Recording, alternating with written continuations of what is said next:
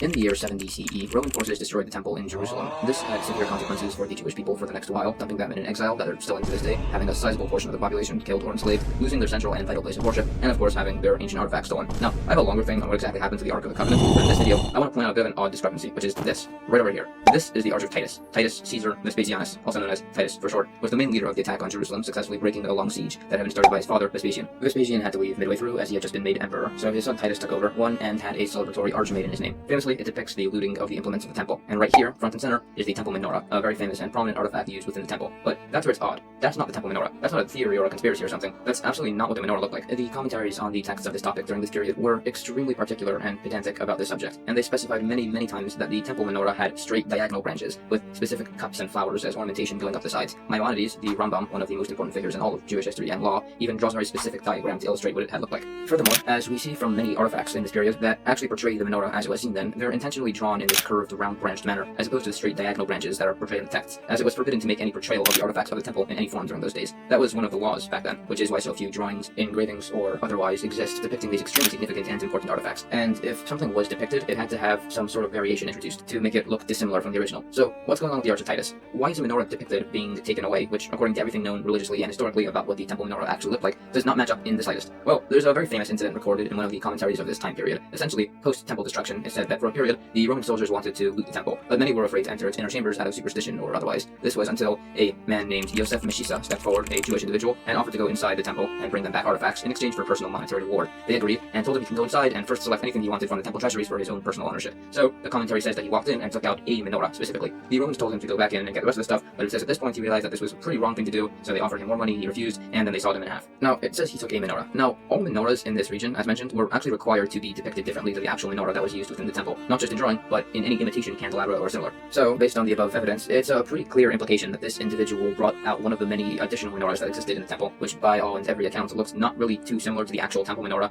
being that it had the curved branches as opposed to the actual straight branches of the temple menorah, and no one really knew otherwise, and it got depicted incorrectly on the Arch of Titus. This is very problematic, as now just about everybody mistakenly believes that the menorah is rounded with curved branches, as most depictions have it, and most menorahs are designed in a similar manner. When this is clearly not true and completely inaccurate, the temple menorah had straight branches. There's also the question of where the menorah is now. If the Romans didn't get it, then where is it? And again, same as the Ark of the Covenant, no idea, but hopefully we'll find out soon enough when Mashiach comes with the rebuilding of the third base of Mikdash may happen speedily in our days. Okay, bit of a shorter video, but whatever. Thank you so much for watching, and have a great night.